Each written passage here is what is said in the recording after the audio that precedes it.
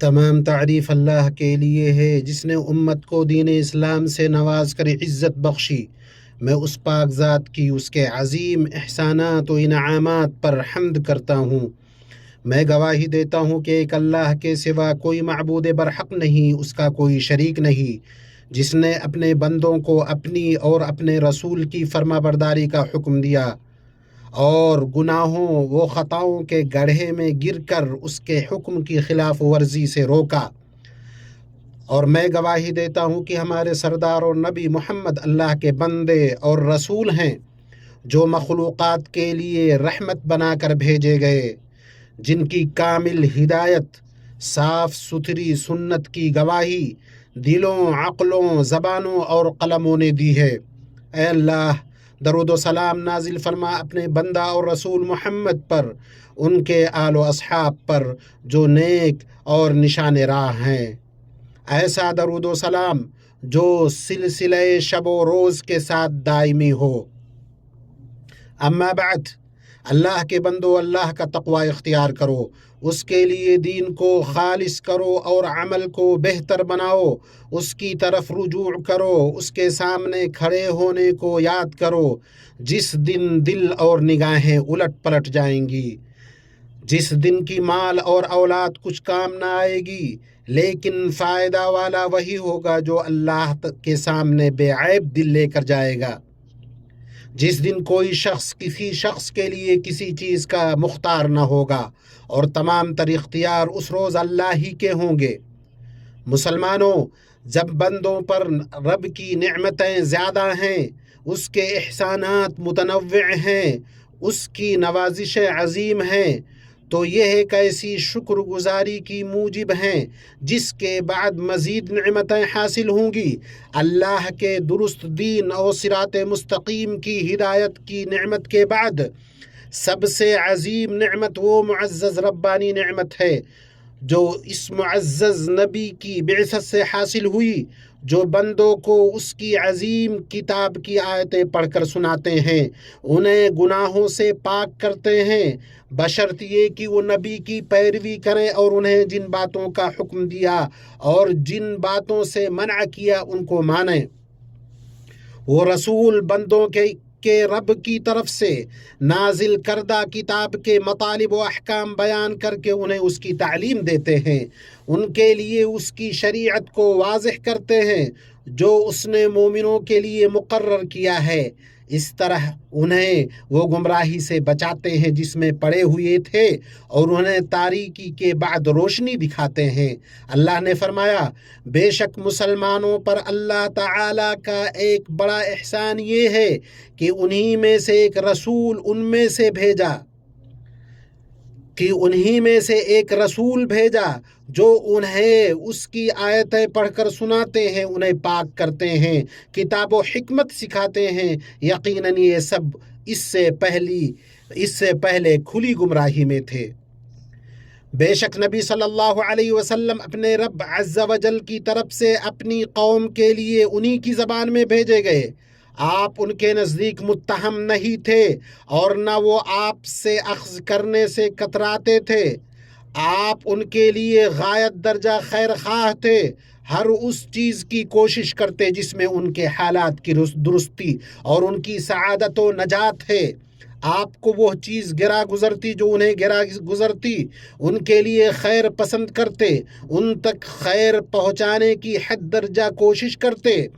ان کی ہدایت کے حریص تھے، ان کے لیے شر کو ناپسند کرتے، اس سے انہیں متنفر کرتے۔ یہ سب اس لیے کہ آپ ان کے لیے حد درجہ مشفق، مہربان اور نرم تھے۔ اللہ نے فرمایا، تمہارے پاس ایک ایسے پیغمبر آئے جو تم میں سے ہیں جن کو تمہاری مضرت کی بات نہایت گزرتی ہے۔ نیز اللہ نے فرمایا، ہم نے آپ کو تمام جہانوں کے لیے رحمت بنا کر بھیجا ہے۔ ابن عباس رضی اللہ عنہ کہتے ہیں، جیسا کہ ابن جریر نے روایت کیا ہے کہ جس نے آپ صلی اللہ علیہ وسلم کی پیروی کی اس کے لیے آپ دنیا و آخرت میں رحمت ہیں، اور جس نے آپ کی پیروی نہیں کی اسے زمین میں دھسا دیا جائے گا اور اس پر پتھر کی بارش ہوگی، جو سزا پچھلی امتوں کو ملی۔ اس لیے اپنی امت پر آپ صلی اللہ علیہ وسلم کا حق تمام حقوق پر مقدم ہے۔ اس میں سر فہرست اس بات پر ایمان ہے کہ آپ صلی اللہ علیہ وسلم خاتم الانبیاء ہیں، آپ کے بعد نہ کوئی نبی ہے نہ رسول۔ اللہ نے فرمایا محمد تمہارے مردوں میں سے کسی کے باپ نہیں، لیکن آپ اللہ کے رسول اور خاتم الانبیاء ہیں۔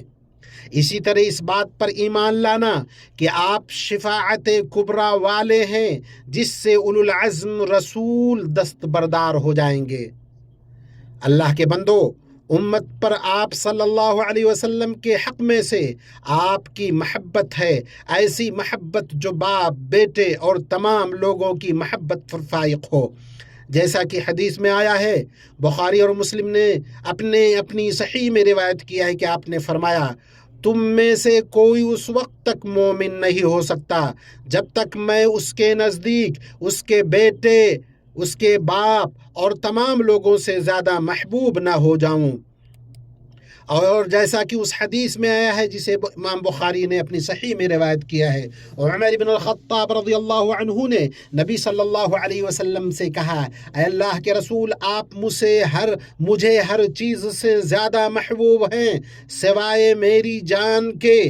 آپ نے فرمایا نہیں، قسم اس ذات کی جس کے ہاتھ میں میری جان ہے، یہاں تک کہ میں تمہاری جان سے بھی زیادہ محبوب ہو جاؤں۔ اس پر عمر رضی اللہ عنہ نے آپ سے کہا، اب اللہ کی قسم آپ میری جان سے بھی زیادہ محبوب ہیں۔ آپ صلی اللہ علیہ وسلم نے فرمایا، اے عمر، اب تم کامل ایمان والے ہوئے۔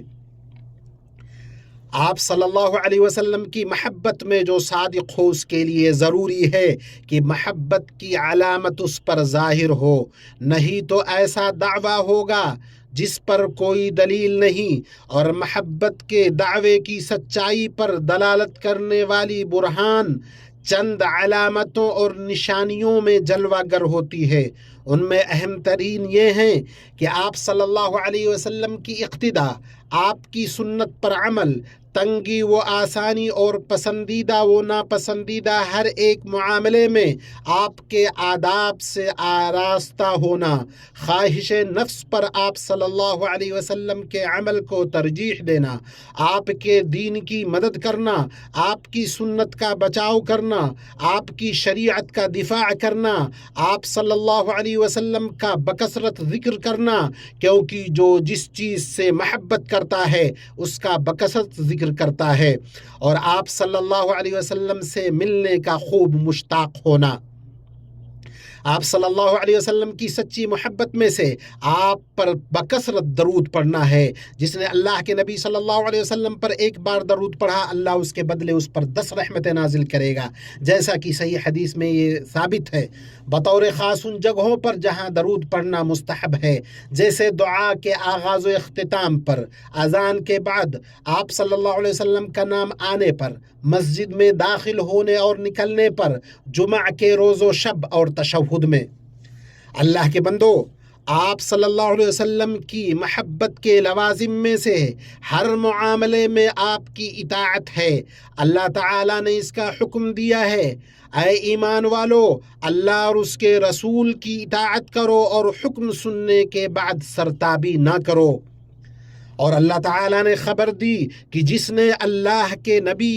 صلی اللہ علیہ وسلم کی فرما برداری کی وہ اللہ کا فرما بردار ہے، جس نے آپ کی نافرمانی کی اس نے اللہ کی نافرمانی کی، کیونکہ آپ اسی چیز کا حکم دیتے ہیں جس کا اللہ نے حکم دیا، اور اسی چیز سے منع کرتے ہیں جس سے اللہ نے منع کیا۔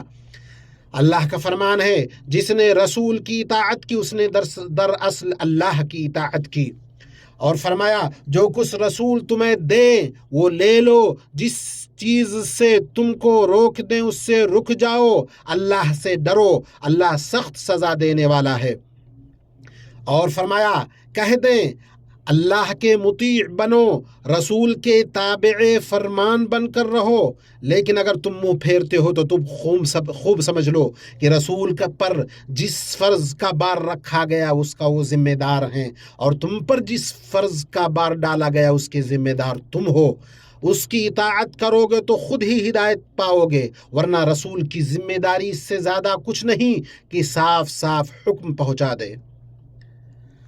آپ صلی اللہ علیہ وسلم کی اقتداء، پیروی، آپ کے طریقے سے رہنمائی لینے، آپ کی سنت پر چلنے، تمام معاملات میں آپ سے فیصلہ کرانے اور آپ کے فیصلے سے راضی ہونے سے آپ کی اطاعت پوری ہوتی ہے۔ اللہ کا فرمان ہے، پس ایمان لاؤ اللہ پر، اس کے بھیجے ہوئے نبی امی پر، جو اللہ اور اس کے ارشادات کو مانتے ہیں، اور پیروی اختیار کرو اس کی، امید ہے کہ تم راہ راست پالو گے۔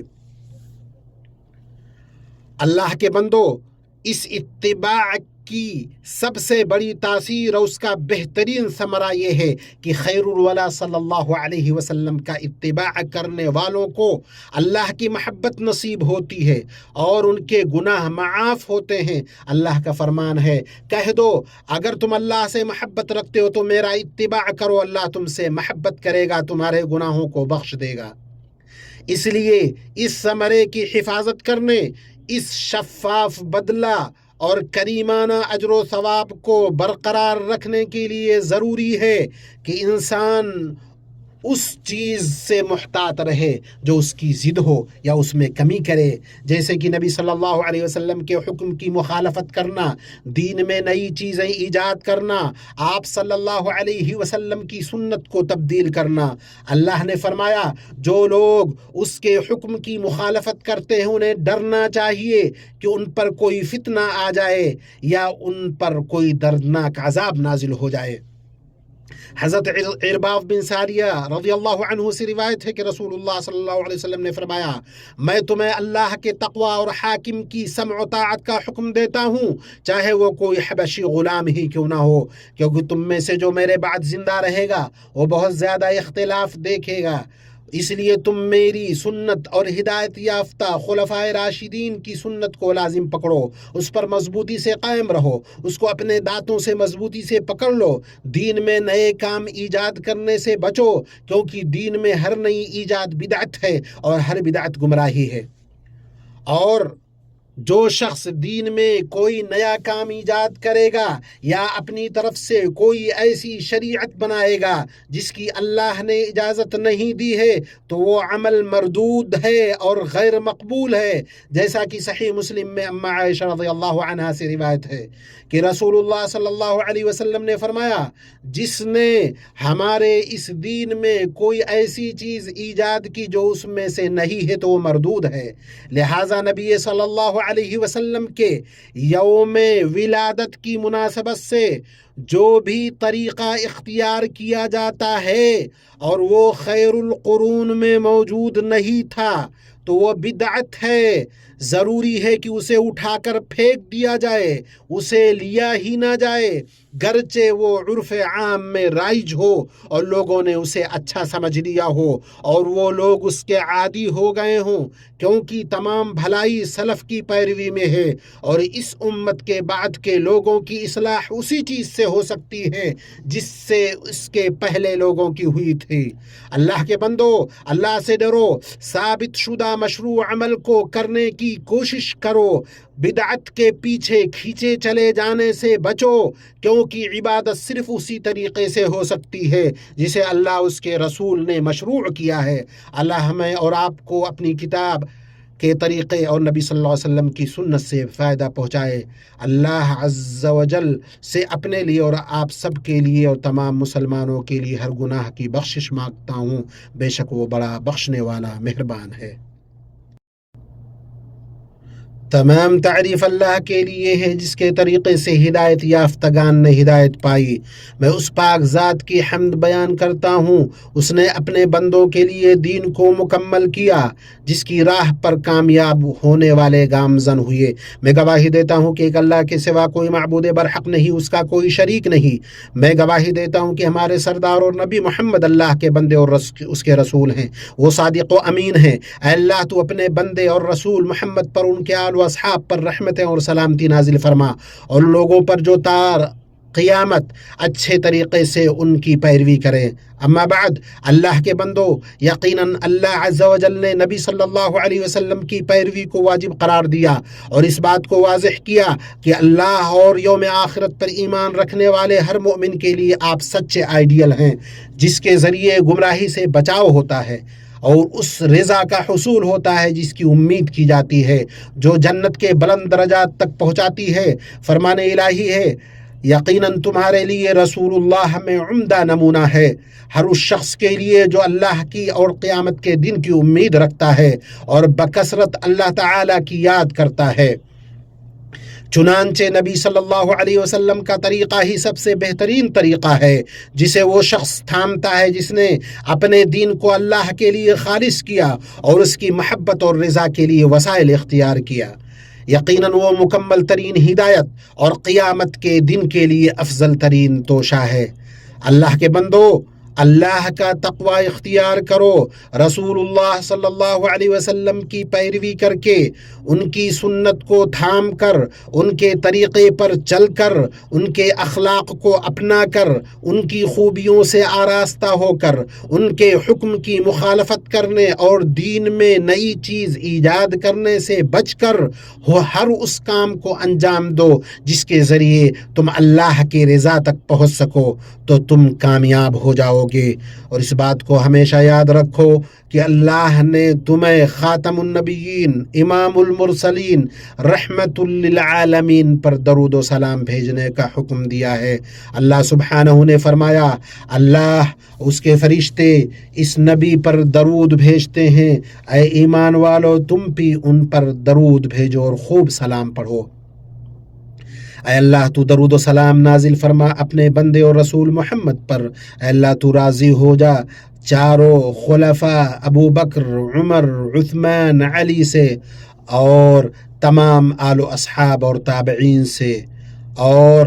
آپ کی بیویوں امہات المؤمنین سے، اور ان سے جو تا قیامت اچھی طرح ان کی پیروی کرے، اور لوگوں کے ساتھ ہم سے بھی راضی ہو جا اپنے عفو کرم، جود و احسان سے،